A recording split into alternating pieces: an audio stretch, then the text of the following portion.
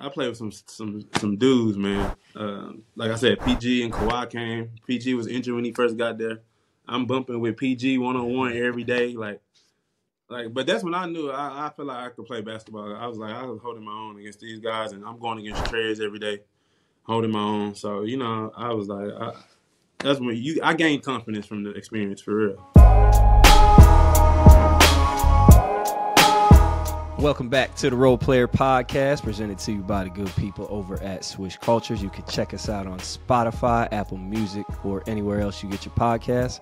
Also follow us on all social media, YouTube, IG, TikTok, and Twitter with the handle at Role Player Media, or on Swish Culture's YouTube page. I am Jordan Taylor, 12-year pro, EuroLeague vet, rolling with the multi-talented Stanford gentleman, retired 11-year pro, and Swish Culture's co-founder, the one and only Anthony Goods. Ant, what's happening with you? All right, don't start with me today. I already know. I know what you. I know. Go ahead. I was looking at the corner. I'm trying to find the angles. The corner, man. Transition defense. Hairline playing a little transition defense, man. You're trying to find angles. You're gonna need to slide out. Hey, you're gonna need to slide out to Istanbul and get that get that surge. Man, I'm going on Tuesday. Good. I'm in London though. They got the enhancements over here, so I ain't even gotta go to Istanbul yet, man. But it's been a long week. I was throwing up, man. It's crazy. It's tough. It's tight on me, man. You pregnant? Shit. Hope not. No promises. Shit. Never know. It's crazy out here, man. But hey, we got a good guest with us, man. Today we got all Turkish League first team in 2023. Excuse me, all VTB United League second team in 2022. That's in Russia for those that don't know. 3-time All NBA for the G League second team. A consensus second team All American in 2017. He won the Karl Malone Award out of Baylor. Was all Big 12 a couple times, and now rocking with Fenerbahçe over in the EuroLeague. We got the talented big fella, Mr. Johnathan Motley, man. Appreciate you joining us, man. You go by Jonathan or John? What you want to go by? No, I know nobody call me Jonathan. J Mott. Okay. Mott, Money I Mott. see you got that on the screen. Yeah, All right. Well, my apologies. My apologies for putting your whole government on the podcast like that, man. Apologies, but yeah, man. So we appreciate you joining us. We're gonna start right back in the league where your career started. You were the first ever, for those that don't know, the first ever two-way player for the Mavs back in 2017. Did you know that? You knew that? Yeah, I did know that. I was the first two-way player ever traded. First two-way. I was experimental. Experimental. So I guess dive into that, man. What was your thoughts on the two-way then and where it's gone now so far? No, it's cool, man. I didn't really know. I was just eager to get to the league. You know how it is. After my junior year, I thought I had like a crazy year. Karl Malone Award, but I did get injured. So, like around pick 40 on draft night, my agent told me, the Mavs is gonna get you on 2A. You're gonna go undrafted. So I knew pretty much, pretty early what was going to happen. So what was the two-way experience though? Like, do you feel like it was, because you said you're trying to get your feet wet, so do you feel like it was like a genuine experience, or was it something where it was kind of like, all right, they're just bringing you in to have you here, if that makes sense? Well, no, I knew the Mavs had some interest for a long. They didn't have. I had one pick that year, Dennis Smith. So I knew they were gonna try to get a second pick for me, but nothing ended up happening. So, to be honest, I don't know. I didn't like it for real. Like, it was because I was like I said, I was the first one. I think it was like more of an experimental thing. We were tanking that year too, so it was just like a weird thing. So even if I did play good, trying to win games, like they didn't want to win. You know what I'm saying? So it was like a weird thing. So what's the vibe like on an NBA team when the team is tanking? Like, what's the energy like around, amongst the players and stuff like that? I don't think the vibe really changed between the players. We all trying to do our job, trying to win. But that's a little more of like a front office thing, to be honest. Like, maybe control the lineups. You'll see some weird stuff with the lineups and things like that. Like, But other than that, like from a player standpoint, I think it's pretty like everybody trying to go out there and hoop for real. Like it ain't nobody trying to lose. It's just more of a thing. Like you'll be winning, and then coach will throw some weird lineups out there, and then it just be like, oh, hell break loose for a second, and then you know what I'm saying? It's like that type of thing. Like it just be a whole bunch of weird things. You don't really know why stuff happening or why he's making the decisions he's making, but you just kind of go with it because everybody's still trying to play. You know what I'm saying? To me, those are like the hardest environments to hoop in, though. Like just because, like you said, ain't nobody trying to lose and everybody trying to win, but everybody got their own agenda and nobody has a checked agenda. You know what I'm saying? It's like buddy might be trying to get exactly, you know exactly. Yeah, so I'm out there every time I go out there, I'm balls to the wall, like you know what I'm saying? I had a good rookie year too. Like at the end, you know, they like all the guys at the end of the bench start playing. Like I think my first game I played, I had like 26 and 12. Like I'm like, oh yes, I'm finna start rocking. And we end up losing that game. Crazy. We wasn't even supposed to lose that game. Coach took Dennis out at the end. I'm like, oh my God, why? You throwing your performance away. Bro, throw it away, man. I hit like a 3-2 to tie it up at like last minute, like last 30 seconds of the game. And then Dennis out. I'm like, okay, well, I don't know what's going on. But, you know, you just try to like hoop and go through it and try to just show that what you can do. So that's all you can really do for real. So when you left Dallas, because you spent more time with LA, right, with the Clippers, what was your experience there? What was it like there with the Clippers? LA was cool. Like I liked the culture, the staff. Everybody was real cool. You know, I had some dope teammates. Trez, Pat Bev, Lou Will, Zubac, man, them all good guys. I even played with Kawhi and PG. We had Shea when he was a baby in the league. What was Shea like? What was Shea like back then? What you seeing Shea? Yeah. Nah, he was cooking. He was cooking for a long time. Like that's the one dude I've seen like who like really didn't let Pat Bell pressure get to him. Like, you know, Pat is a real good defender, but Shea's so tall, man. Like in practice, he just get to his spot, shoot over the top. Man, I seen it early on, and he worked hard too. Like he always in the gym, grinding. So I knew he was gonna be good. You knew he was gonna be this good. Yeah. Like you say, you saw it. You saw this like 30 a night, Shea, like dominating, like all that. I think it's all about opportunity, like in timing. You know, like in the Clippers, we had Doc, a veteran coach. He like vets, so like he was showing flashes, but Doc wasn't really like, you know, all in on it yet. From my eyes, you know, like he wasn't getting 30 minutes a night, you know, with the Clippers. He just wasn't doing that. But you know what I'm saying? If you get that time and opportunities, sky's the limit in the NBA, you know, because there's so much space. Talent gonna show, you know, if you get the time. I also think too, I mean, as a guard, speaking about Shea, like bumping up against Pat Bev and Avery Bradley, like those are you know, those are two of the greatest perimeter defenders in recent memory. You know what I mean? I'm sure that probably had a lot to do with his development too. Yeah, for sure. Like, yeah, I seen Shea. He didn't really let none of that pressure rattle him. Like I said, he was in practice always just kind of being able to produce and doing what he do. You know, it was just a matter of him getting opportunity, time, and then, you know, once you get that time and confidence, sky the limit. I feel for the NBA game because the NBA game is just kind of like a free-flowing style game, and I think for him, it fit perfect. And what do you think you learned the most while you were with the Clippers from that experience? Man, really like consistency. That was my thing. Like just being consistent every night. Like I said, I had like some real good guys. Like I was real cool with Pat, Lou, and Trez, and just being able to like, you know, do the same thing every night, even on the nights you don't want to play basketball. Like Lou used to say sometimes, like everybody's good one day, but what you gonna do on the days that you don't want to play basketball? You know, every hooper got those days where like you ain't feeling it. And like, what you gonna do on those days? That's what make you good for it. Was Teodosic on them rosters too? Did you play with Ted? He was gone. Yeah. I had Milos, but he was injured most of the year. But yeah, Milos was there. Yeah, I had some crazy guys. Tobias Harris, like I played with some dudes, man. Like I said, PG and Kawhi came. PG was injured when he first got there. I'm bumping with PG one-on-one every day, like.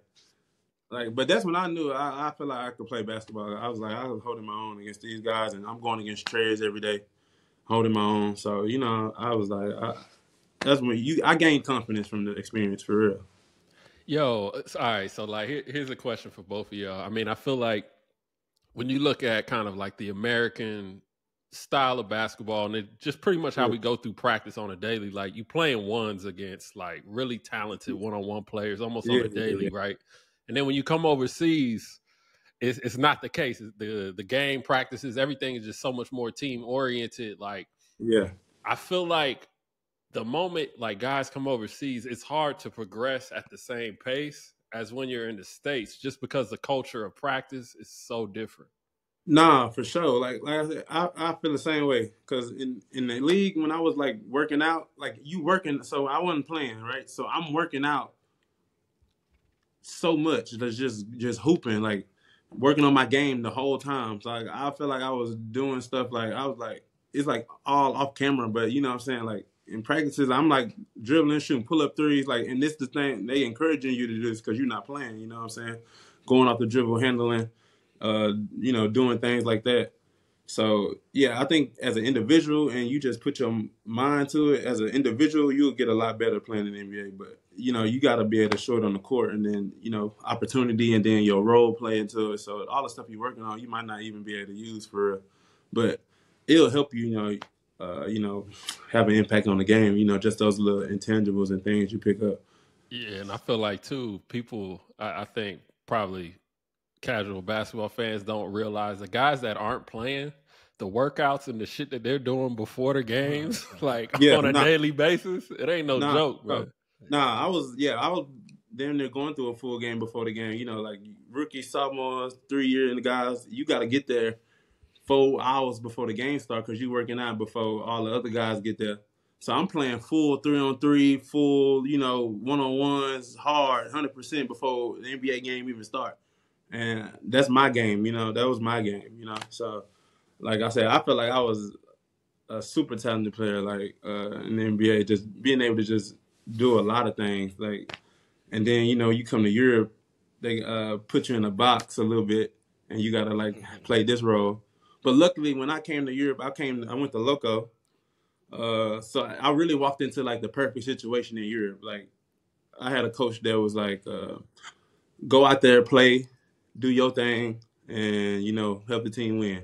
So in Loco, I was going crazy. Like I was, handling the ball, doing things I can do, and then when you come to EuroLeague, they gotta push you back down, and then you gotta play a certain role.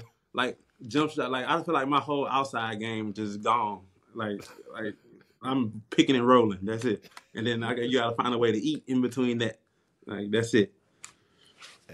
It was funny is like you really leading us into these questions crazy, man, because it's really all the things that we really wanted to talk about. It's like, what at Loco, did you feel like you had a chip on your shoulder going over there to show everything that you could do? Yeah, for sure, because that stigma from coming from the NBA to Europe, they don't think you play basketball the right way. So like I had EuroLeague teams telling me like they don't even know if I can play in EuroLeague. Like we don't think you can play. Like you calling me, so you interested, but then you telling me you don't think I can play.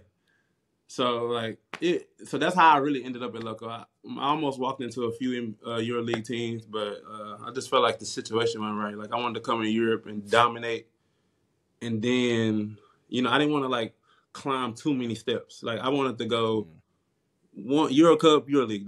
That was my plan. Like my plan was to come to Fener or one of these type of teams in 1 year. That was the goal for sure. What did you see? Okay, so you say you wanted to go Eurocup and then EuroLeague. So what was it about that situation that made? Because I feel like it's so hard. I think for a lot of guys to, especially leaving the league, to turn down EuroLeague because it's like, all right, that's the second best league in the world. Like, you know what I mean? So to voluntarily go to like a Eurocup situation, what was that for you? But for me, it wasn't too hard because, like I said, the money was the same. Like when they're gonna lowball you when you come into Europe, anyway. So like the EuroLeague teams was offering the same money as Loco was, so it wasn't really like too hard of a decision. Like I get less money, have a bigger role, or have less money trying to find a role on a team that's trying to play a certain way. I'll go to a team where I can do what I want and dominate. Because like I said, I know what type of player I was. I just need time. Like I just need if I'm on the court, good things gonna happen. Like it's just my confidence and in me. So Loco, like I said, I was just going crazy and things were just working out. And I also had a coach who was just very encouraging. Like sometimes these European coaches can like kind of down you a little bit when you're coming over as a first year guy. So, but I had a coach who saw potential in me right away. He was like, "Nah, we got to get you to EuroLeague. Like, you're not supposed to be here." So he was just telling me to go and do what I do. So that was. I really walked into a perfect situation for real. And I had a crazy good guards, Darius Thompson, Eric McCullum. Like I still talk to E often because he in Turkey. You know what I'm saying? E was just helping me along, telling me the things they was gonna do. He was even preparing me for the situations. He was like, "All right, now you doing all this in Loco. You're going coast to coast. You're shooting jumpers, fadeaways, middies, and all this. When you get there, it's not gonna happen. So embrace it right now. Eat, and then be prepared to eat in your little small role on your little league team. The money gonna be good, but you gotta have to find a way to produce in this little small little box and go from there." That's literally one of my questions was how do you find the balance, man, between like because you have to simmer your talents right to a degree when you playing with Fener, but also find a way to flourish and be effective. So how do you manage that balance, like mentally and from a basketball sense? I ain't gonna lie. Mentally, it's tough sometimes because, like, as a basketball player, like me, I just like to hoop. So, like, when the season over, I go hoop right away. Like, I go play summer league, pro-ams. I'm working out. I just like to hoop. So I'm open gym. I'm that type of dude. Like I don't really take no breaks. I'm just like cause I think that's kind of my style. Like more the open gym, free flowing game. I don't really have a niche. I'm like a big man that can dribble a little bit, shoot a little bit, pass a little bit. You know what I'm saying? Uh, so like that's where I feel comfortable. Like just kind of playing free. So I kind of get my rocks off in the summer. Like in the summer, I go my pro-am games and I'm doing my coast to coast thing. All the stuff I can't do over here, I go do that in the summer. And so that helped me like stay into it. And then here, I just really just try to stay on the court because like I said, if I'm on the court, I'll get my numbers. I do good things. I help the team win. So I just got to try to make the coach happy to where he keep me on the court. So whatever he want me to do to stay on the court, I do that. And then if I'm not there long enough, I'll be able to get get what I want out of it. One of the hardest things for me when you in EuroLeague, specifically EuroLeague, but Eurocup to a degree, is like you averaging anywhere from 9 to 13 or whatever, and that's like you a really good player like in EuroLeague, but you go back home and your boy's like, damn, like what you doing? Like you only 9 points. For real. For real, yeah. That's exactly how it is. Yeah. That was always tough for me. Like mentally, it's like, all right, you doing your thing, you doing well, but it's like, man, fuck. Like, yeah, fuck it be times where I have like 12, 13 points, and I'll be like, dang, I ain't play good. But then all the coaches be like, great game, good job. I'll be like, no way. I was trash. Yeah. There go a couple point in time though, especially the older you get, when you don't worry about that 12, 13, that's gonna keep getting you next deals. And you're like, like last year, man, my first year in EuroLeague, I was trying to go stupid, and I was averaging like 15 and 6, and that's like amazing. But I was like, I wasn't satisfied though, like you know what I'm saying? Because last year, like 2 years ago in Local, I'm averaging 20 in both leagues. So I'm like, all right, I guess it's okay because everybody patting you on the back. Great. So it's like a little switch you gotta do. You gotta have, coming from American basketball to European basketball. Like I said, I'm still kind of new here too, to be honest. Yeah. So I'm still like trying to get over that fact that 12 or that 13 is really good. And in my head, I'm like, nah, that's not good enough. Like, you know what I'm saying? Mm-hmm.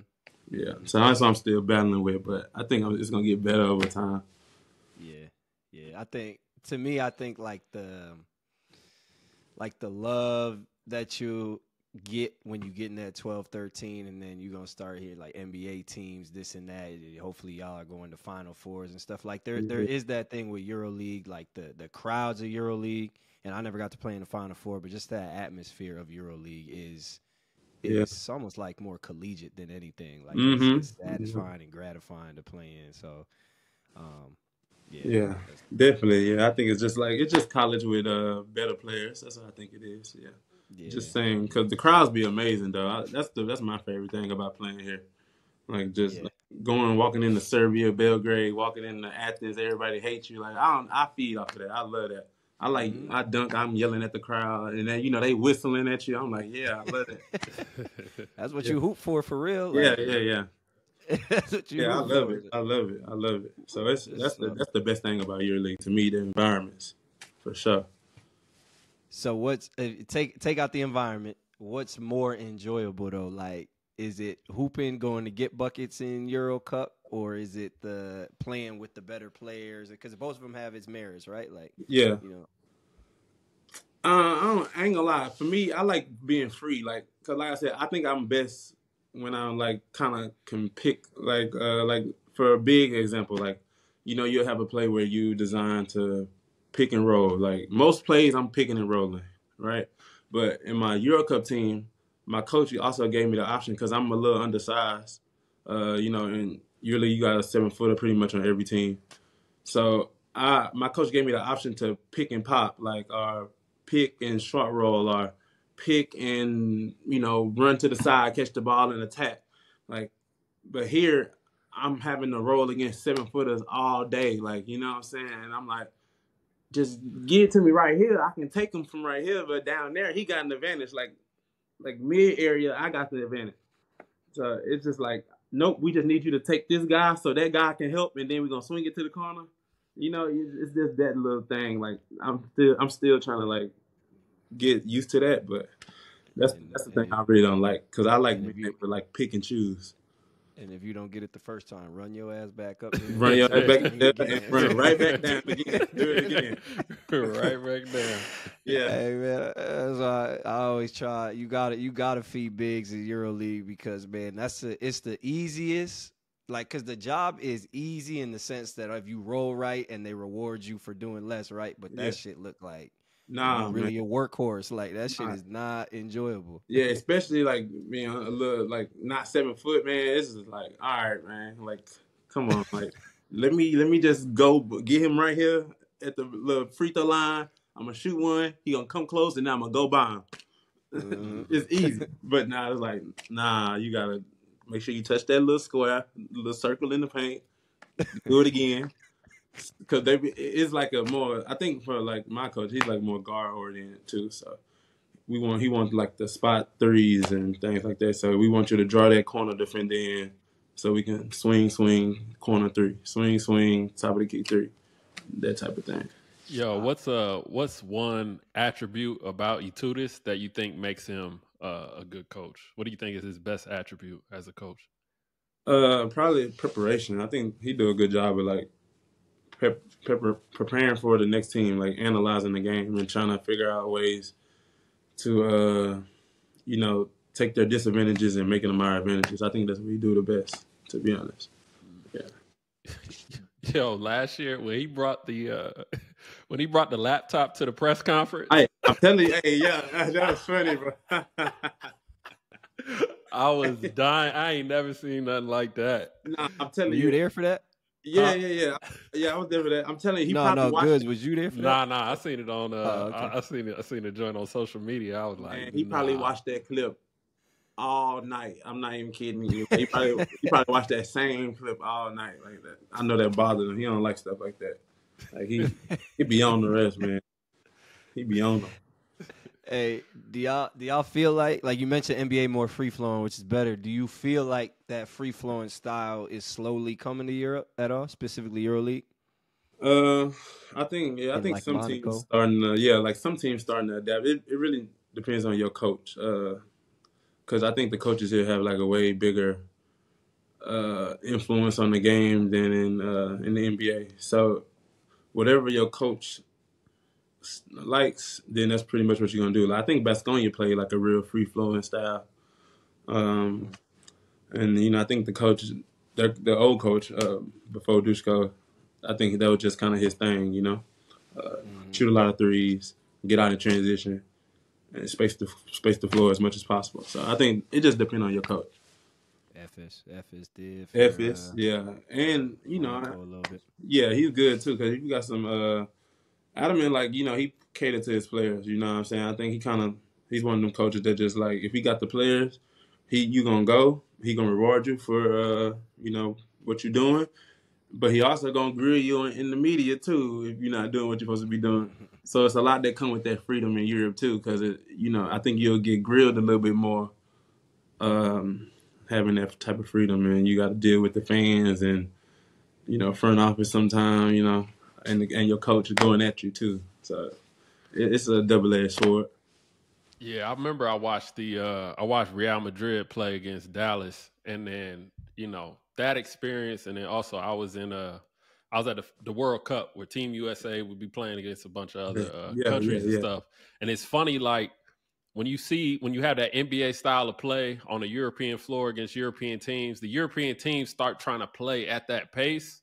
But then they start to struggle a little bit, but they're getting up the quick shots and things like that. And I think that sometimes, kind of like you said, the teams that do slow it down, it really just comes down to roster construction. Like if you look at Ottoman's teams and Monaco, like they got guys that have that experience that can play that style of ball, whereas certain teams just ain't got the pieces that are going to be good enough for that style of play.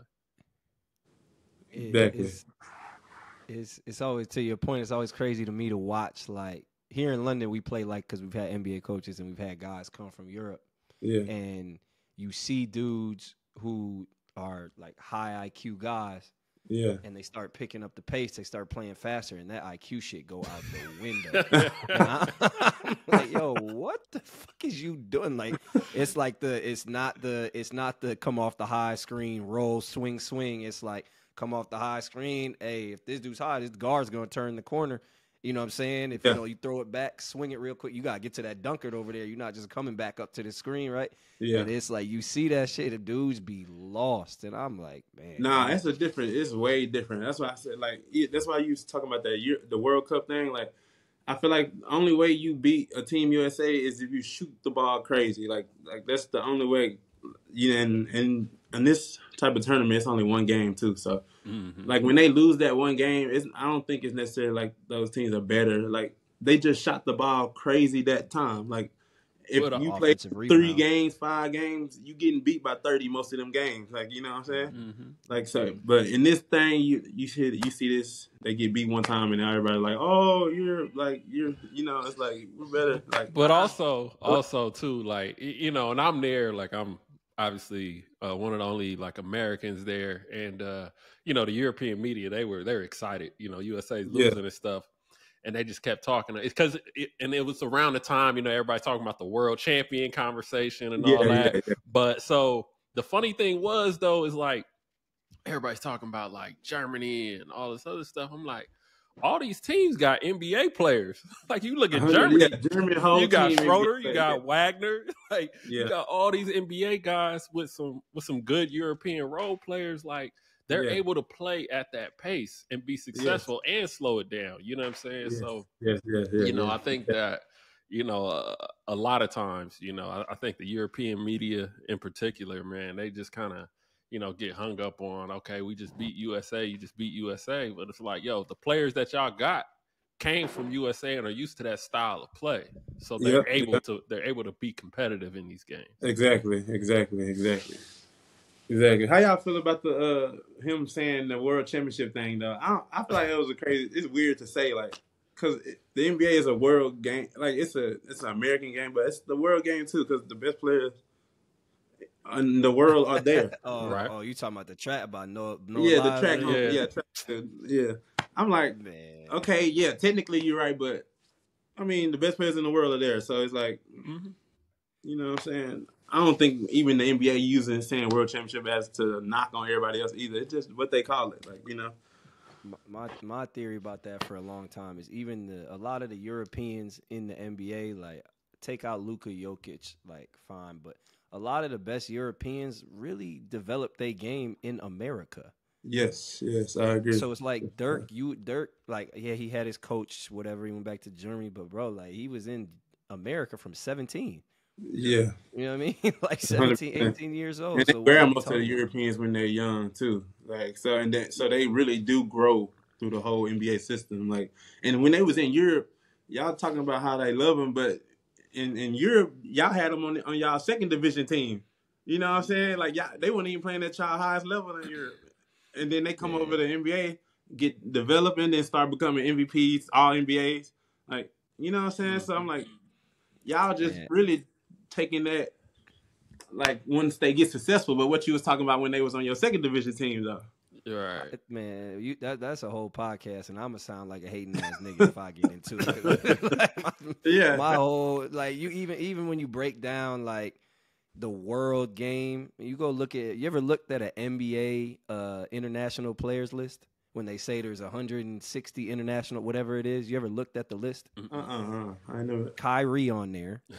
Oh, yeah. Okay. Yeah. Reggie Jackson on there. Yeah, they do that. Okay. Yeah. Like, bro, what with Tim Duncan was on there? Like, what are we doing right now? Yeah, relax. Like, what y'all, like, stop. But I think, but I think if you look at it from the standpoint, you could ask anybody in Europe, like, okay, who are the best European basketball players in the world?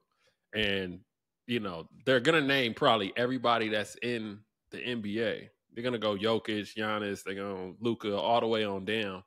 I think the majority of them are in the NBA. So if the best European players in the world are in one league, the best American basketball players in the world are in one league. Exactly. Like, what are we talking even about? debating here? Yeah, like what we talking about, man? That's how I feel about it. Yeah, exactly. Like, what are we talking about? From a technicality standpoint, like if we're gonna sit here and define the words, like, okay, we can't call it a world championship, but at the end of the day, the best players and teams in the world are in one league. It fits.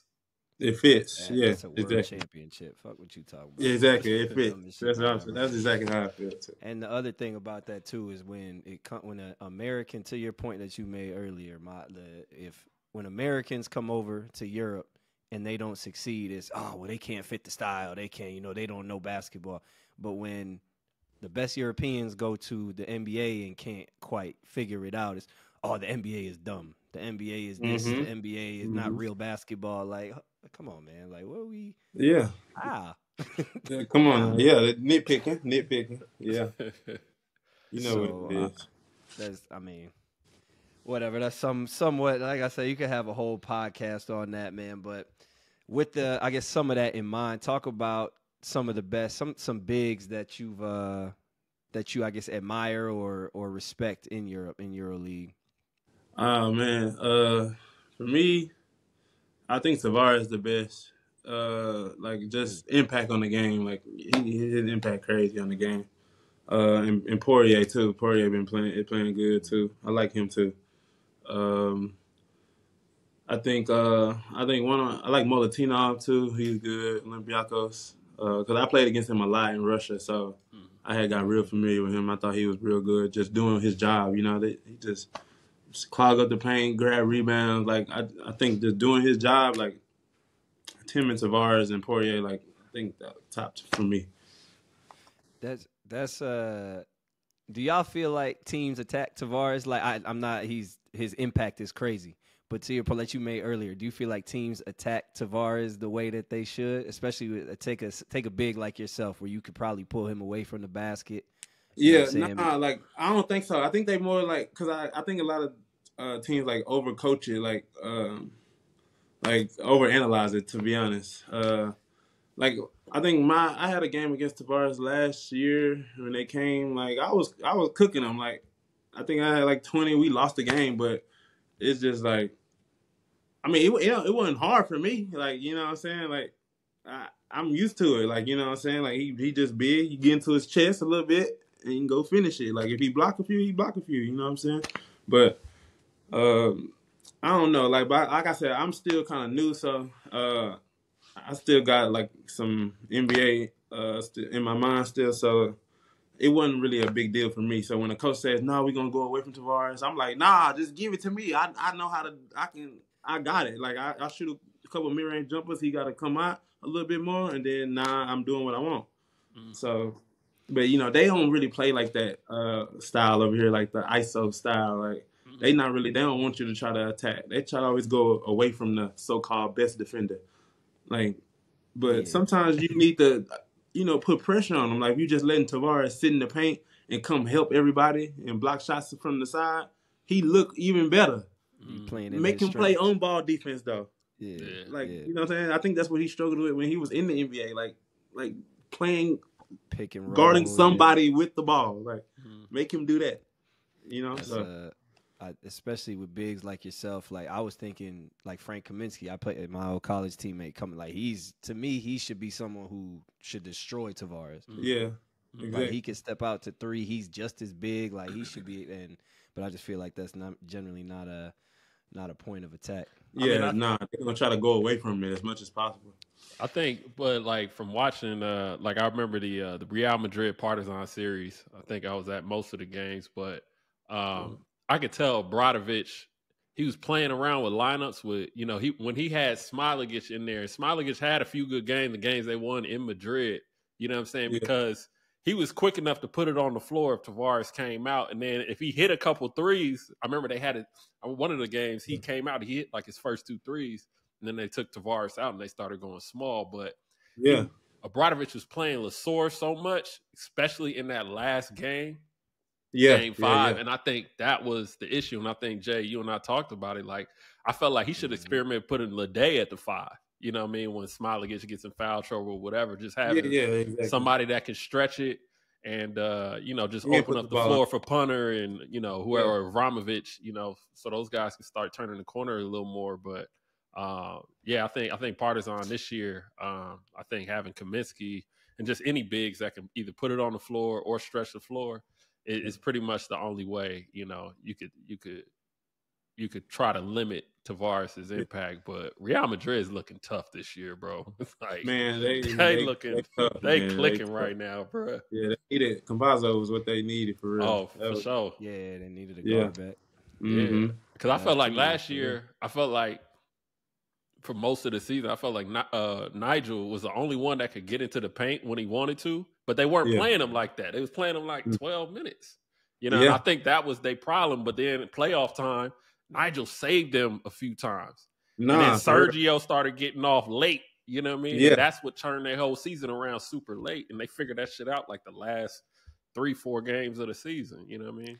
Yeah, I got a funny thing about that one too. I said, really, Yabusele saved their season. That whole little they was cooked. Yeah, they was cooked. They was cooked. Oh yeah, it was over. Sergio, he lit that fire, got up out the house. Lit that fire, man. I'm telling you, I was like, man, that whole altercation saved them. They was on their way out of there. They might have got swept. No, that for sure. Oh yeah. Oh no, they weren't going into Belgrade and winning that last game. Going down 0-2, like they weren't going to Belgrade and winning. It was over after that. It was over. Yeah, I was like, man, that little altercation saved their season, and then they end up winning. That's crazy. How things swing like that in basketball. Yeah. Like one little incident, changed everything. But don't do that because that don't happen nowhere else. Where else that happened? Maybe 2016 Cavs, maybe. Yeah. But like that's not basketball. Like that. Hey, I'm just saying it's funny though, but it's just like, man, it was crazy how they came back. Who was buddy that was just talking about the coaches are the problem with EuroLeague growth on a podcast? I think it was a Lithuanian cat. I forget his name. Is it Did you see that? The podcaster? Yeah. Urbosa. I don't know how to say his name right. I think it's I think it's you him. Know what I'm talking about though? Yeah, he was saying the coaches so do y'all think like coaches' inability, would y'all agree with that? Like do you think coaches need to let go of some of the reins in EuroLeague? And then on top of that, why do y'all think European fans have this like fetish with seeing coaches in control? Man, that's a good question. I think if you got the roster, you need to let the reins go. Like, if you got some guys that can go, for real, like I think it would be beneficial to let the reins go because sometimes some players just need like a little freedom to like like kind of read the game and react to the game because because sometimes like your game plan don't go the way you think it's gonna go every time, and you got to have guys that's used to making plays outside of that game plan. And then because sometimes in a basketball like mine you get trapped into just like, all right, pick, roll, pass, and then when that start working and then your second option start working, sometimes you need a hooper to just go out there and get stuff done. And then I think that kind of like limits some of these like good teams or like these teams who you say is supposed to win the game or supposed to win the championship, and then they get stuck because they so used to playing in a system, and then when your system don't work, where your guy that's gonna go or your couple guys that's gonna go make some stuff happen out of nothing. Like I think in basketball you always need some guys that's gonna like make some stuff happen from nothing and has the confidence to do that. So sometimes that I think that has a lot to play into it. So, and then I don't know why the fans like the coach so much. Maybe because they're so animated on the sidelines. Maybe. But fans will get mad if the coach ain't animated though. That's what's crazy. No, like, for sure. If you got a chill coach, like they like, oh, he don't care. Like one loss and then they losing their shit. Like he don't care. They love it. I don't know. And then if a player too animated, they'll say something about the player being too animated, but the coach can be like overly animated. I don't know. I guess it's just that culture. We got things in our culture that we just do, and then that's just something that they just do. I guess they just love it when the coach doing something and running up and down the sideline, screaming at the players. Like they just like it. That used to be a part of American culture for real. No, yeah, naturally, yeah. Bob Knight, kick the chairs over, break the chair. R.I.P. Yeah, it did used to be, yeah. I guess it's changed to like a money thing, for the NBA. The players is what make the money because they all on the commercials. They the ones. So maybe the NBA try to go toward the more monetary, getting the most views and things like that. EuroLeague ain't really worried about that. I don't think. Yeah, I think the teams in EuroLeague like. I think they do need to kind of let the reins go on certain players. Like, I think like you look at like a Shabazz Napier, you know what I'm saying? I think Shabazz is kind of being held back a little bit over there at Red Star. I think he's, at least in the beginning of the season, he was a little bit too much in the system. And you would see it like he out there trying to feed everybody for the first half and then he explode for like 18 in the second half. And it's just, But he could have had 40 maybe, though. Right, that's what I'm saying. Yeah. Like, you know what I mean? I think you have certain players where, you just let them, especially your guards, because this is pretty much a guards league. Like, if you let them go and let them create, like Campazzo, like they're playing at a whole different pace. And he out there creating. He getting paint touches and, he's spraying the ball all over the floor. Like, you know what I'm saying? And you could make the argument that they probably one of the slower teams in the league. You know what I'm saying? Yeah. But they're still playing at a different pace that, people can't keep up with. And it's all because they letting their guard go. You know what I mean? But, and then going to the whole thing about the fans and the pressure, I was actually talking to a Spanish coach the other day. He was coaching one of the teams out here in Spain a few years ago. And he was talking about he had to keep a player on his roster just because he was a fan favorite. And he was like, this player did some good things and all this other stuff, but he just had no talent. Like, I didn't want him.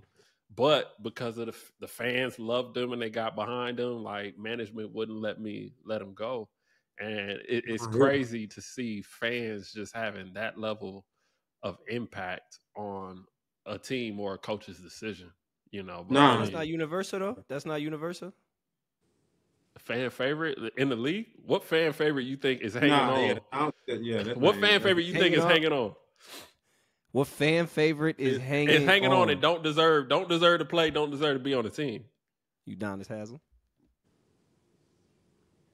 He a vet. I don't know if there was a fan thing. That's maybe front office more than fans. Yeah. That's more of a fan thing. That's a transition. You know what I mean? Yeah, I think he more like important to the team. I think the fans liked him, but I think he had more of a role inside the locker room. If they force Udonis into retirement, I don't think the Miami fans will be, Yes, exactly. They wouldn't be crying and blowing smoke and all that other stuff. Like, there's certain players in Europe, like, if a team got rid of them, like, there's going to be, some issues from the owner. And the player wasn't doing nothing, wasn't playing at all? No, he was playing. This particular player was playing, but he was saying that when he took the job, he didn't want the player, but he had to keep the player and he had to play the player because of the pressure from the fans. I'm not saying this is the case in Milwaukee, but when Adrian Griffin took the job, I guarantee you he couldn't have got rid of Bobby Portis right away, even if he didn't want him. I feel like Bobby has a role though. He helped them win. Well, that's what I'm saying. Was he playing? No, he did. But I'm just saying, like, let's say he didn't want Bobby for whatever reason. I bet you there would have been pushback from the fans on getting rid of Bobby. Not that much. Nah, I don't think that much. Not that much. You don't think so? They love Bobby Portis in Milwaukee. For real? Yeah, they love Bobby Portis. I don't know. I don't think it's not like Europe. I know what you're talking. I know you're talking about. I don't think like this. Like, because fans in Europe different. Like, they gonna tag the GM. They gonna tag the president. They gonna show up outside. They gonna use their account. Yeah, they gonna use the fake account. They gonna he gonna hear it all night, all day. But Israel, they showed up at our practice. Yeah. Like in the Greek gym. It's like, they gonna come to the practice and shut it down. I heard one time we got Nick Collector. He said the fans came to the practice and like, what y'all doing? Type, like, we need answers. Yeah, we need answers to the practice. Like, nah, that's crazy. Ain't nobody doing that in the league. You back. Hold on. You mentioned too. I wanted to ask you this, that you kind of skated over it, but it's real how European coaches will avoid the best defender on the other team. Right. So have you ever had an experience where like for example, my second year, I was playing against Maccabi and it was I don't know why I'm blanking on Buddy's name. Right. What was the lefty from Maccabi? Light skin, 6'9". He's Brian Randall.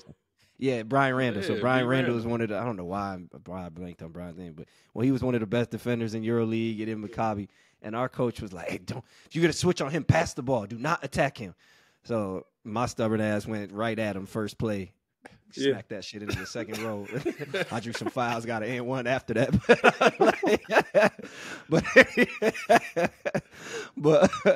But have you ever had the experience with that? Yeah, man, I feel like it happened all the time with me though, cause I'm so undersized for real. But like I said, I was the lead scoring team last year. Like no plays for real. Like I ain't get really like no plays. Like my play was like floppy, throw it to Mott. Like that's my play. Throw it to Mott. And like when stuff get bad, throw it to Mott. Like floppy punch. Yeah, bro. Like I don't got too many like play for real. But I can go like, I have a screen in the middle and a screen at the top, and I go up how I can come across the baseline. Like I don't really got too many like that. So I think it happened to me because everybody bigger than me, 7 foot. So like he don't be wanting to go to me right away, like from the jump. But I'm like, all right, like I'm your leading scorer, my guy. Like I shoot 65%. like come on, like what we doing? So I said, I just be trying to like figure out how to stay in the game, and then I know eventually like it'll get to that point where he'll just be like, all right, get them to him now. But I'll be like, I want to start early though, like you know what I'm saying, like let me get the first couple, like you know what I'm saying, the first two. Let me get in the rhythm. Yeah, let me get in there early. So yeah, I feel like it happens all the time to me though, because everybody bigger than me, so he just be like, all right, nah, we don't really want to go inside. They bigger. They got the Tavares in there. They got the Mustafa Falls in there. I'm like, bro, that's not no big deal to me, bro. I can go get a bucket in there. I'm not worried about no size, like, you know. Get them up off the floor, yo. Like, exactly. Like they not gonna be in. Oh, this is a thing last year too. So you know how everybody like. So I'm the main guy, one of the main guys. So then I got like dudes in Turkey, like on Buya Çekmece, they dudes who they don't get the ball. They just like, all right, throw it to this guy. Make sure Mott play defense every time. Like throwing it to the guy they don't even give it to ever. Just throw it to him and see if he can get fouls. I'm like, dang, I'm having a guard just like, and they just dribbling.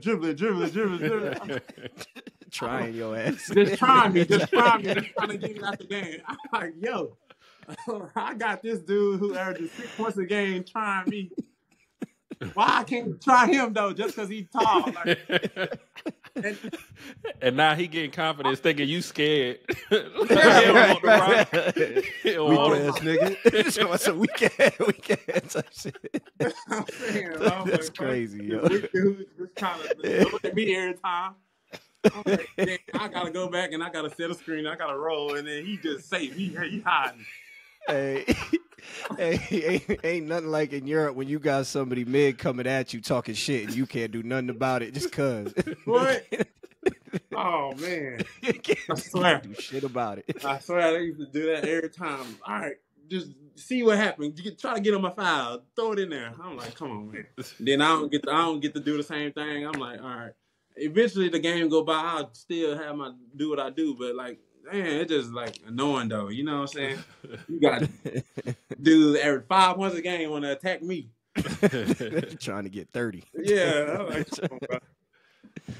Oh, yo, I funny, remember back in this was a long time ago, but back it was Avery Bradley's rookie year in the G League, and the game before we played him, he had 9 steals in one game. So like, coach before the game, he's like, listen, telling all the guards like, don't play with that ball, like, you know, when he's guarding you. And I think he ended up having like 7 steals or something against us. Like, he was one of the best defenders I ever saw. It'd be different. Yeah, like he was crazy, but.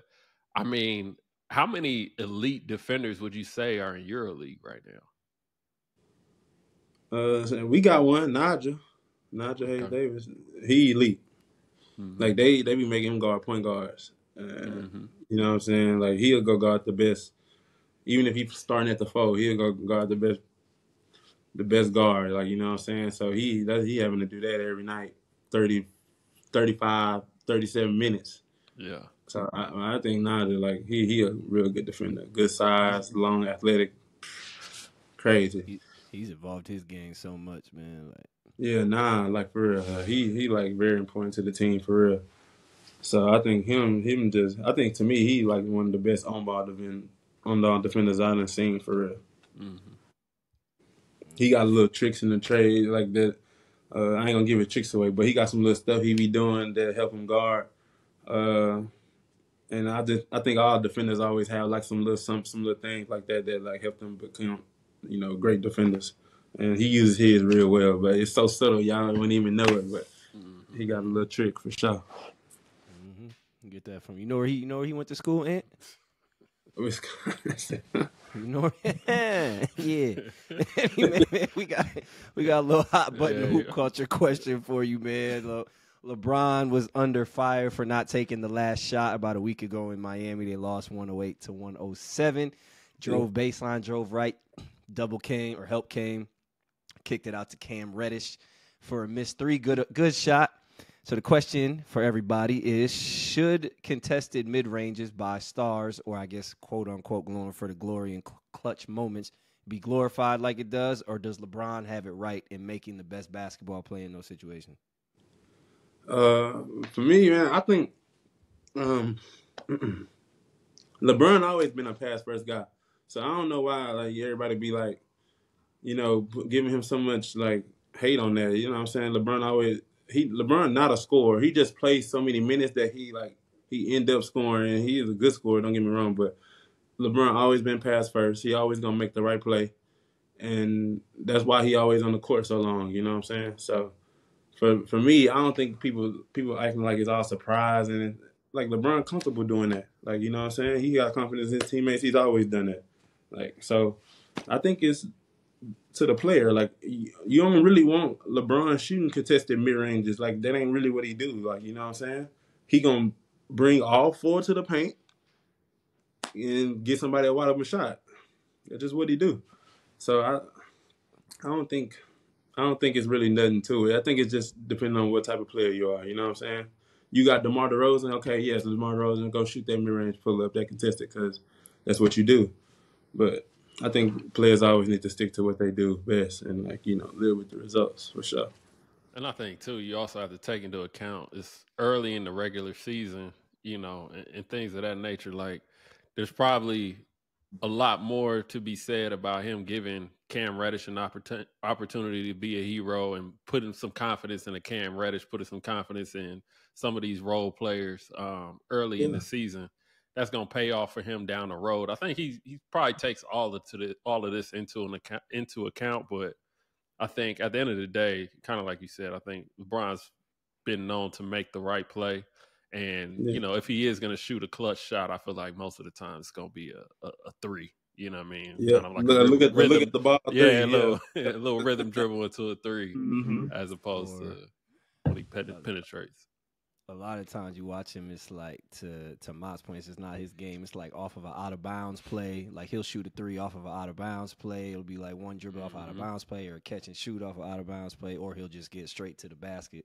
I feel like the last time I didn't seen him take like a mid-range was that runner against Toronto. It was that weird-ass runner he hit in. I wouldn't even really admit. Like, that was just He don't want to do that. Like, you know what I'm saying? So you trying to make a player not do what he want to do? Like, he got what he wanted. Like, that's what he want.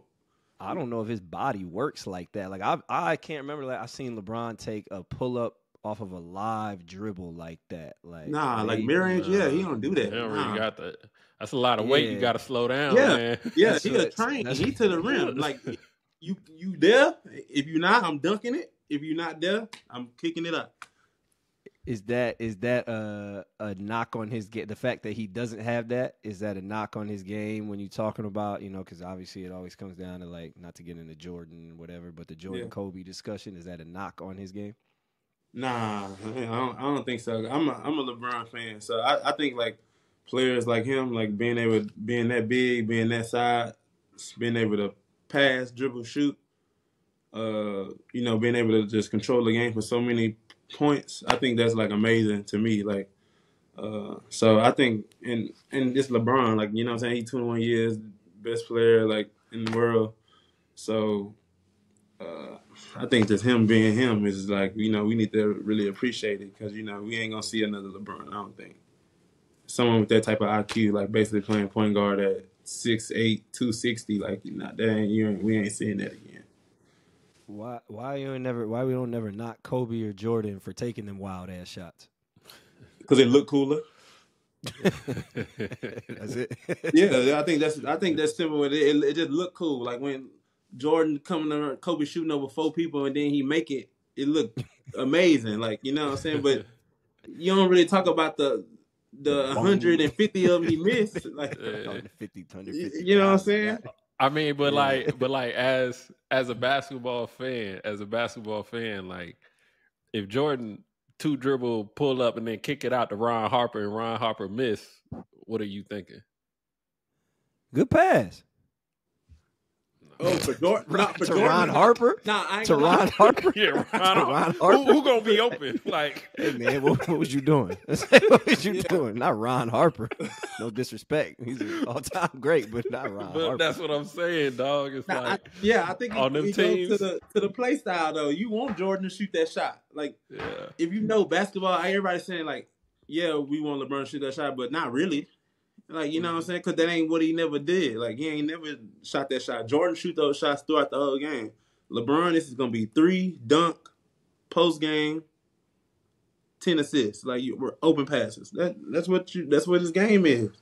Yeah, I just hate the idea that people be cool when Jordan and Kobe do that shit and miss. I'm still mad as hell. Like, why y'all ain't make that bullshit ass shot, man? Pass. Yeah. God damn. It's wide open. Yeah, no, I think it looked cool. Like, it's dope though to see like Kobe go 2 dribbles inside, 3 people closing out. He shoot a little fadeaway over the top. Like, you make it like it looks so good. You know what I'm saying? It's not an attractive play for LeBron to go to the rim.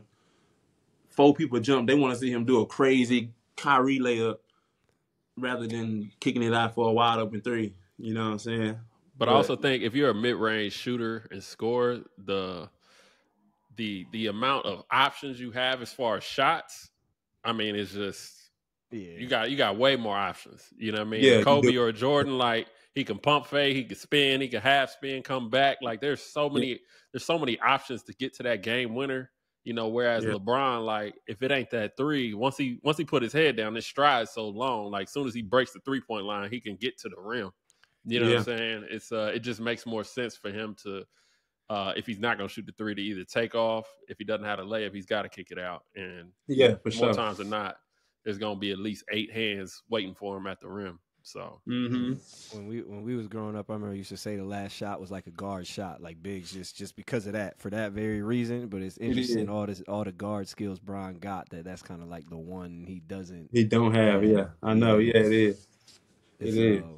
I think that's why I think Bron did it. Like when he was with Kyrie, like he did a good job of deferring that. Like when he knew he needed like one of them shots, like he did a real good job, like of just deferring that off. Like I'm LeBron, but Kyrie, you better at that.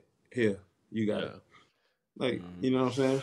That's what made that perfect. I thought is like they had a great. They never separated. Like they had great role players. You had shooters. So, you know what I mean? I wish they would have never separated. Yeah. Yeah, they were perfect. If Kyrie, ain't that shit crazy? Like you said, situation. If Kyrie didn't leave and KD didn't do that shit where he went to the Warriors, LeBron would be like undeniable. I think they would have won 4 rings. 100%. I say the same thing. If them two never left each other, we wouldn't have been talking about who the greatest ever. This wouldn't even be no talk for real.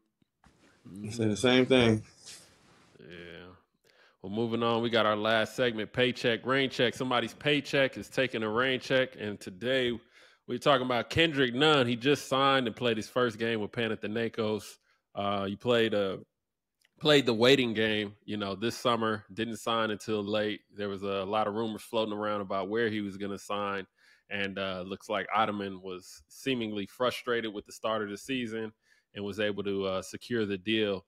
So the question is, if we're putting money aside for NBA players that are coming overseas, do you think it's better to sign early during the summer before a team is fully constructed, or to wait a month into the season and pick where you're going to, or at least pick where you'll anticipate being used more? Ooh. All right, you said money aside? Yeah, money aside. Same bread. Money aside. You wanna come at the beginning, because like EuroLeague is very like tedious and structured, and it's hard to walk into a structure and be successful, because then you walk in and you're not successful, they're gonna be like, you horrible. That's why we ain't want NBA players over. You know what I'm saying? It's that little stigma behind it. So like you don't want that on you, because like I think that comes fast when you don't produce right away and you like drag it out. If you drag it out and you don't produce right away, it's gonna be bad. So when you come in the summer, you got time, you got preseason, get your feet wet, coach trusts you a little bit more. Then you got time to be bad a little bit, get used to it in the preseason, and then all of a sudden the season time, now you're ready. So now you got to be bad when the season matters, or you got to try to get your feet wet when the season matters, and that scrutiny gonna come fast. And some people can't handle that, some people can't handle that. So it just depends on your mindset and how you can move through that. I agree with you, generally speaking. I think that the pressure is more or higher, whatever, when you come in the middle of the season. However, I feel like when you can go, there is something into being able to, especially as an NBA player, going in to be able to save like a dumpster fire in EuroLeague. And there's a lot of opportunity in that. And I don't think, did Bacon come in the middle of the season to Monaco?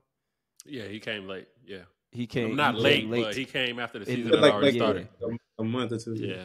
And he filled a void that they really, really needed. So I would say at a Fenerbahçe, at a Madrid, whatever, I would say before the season.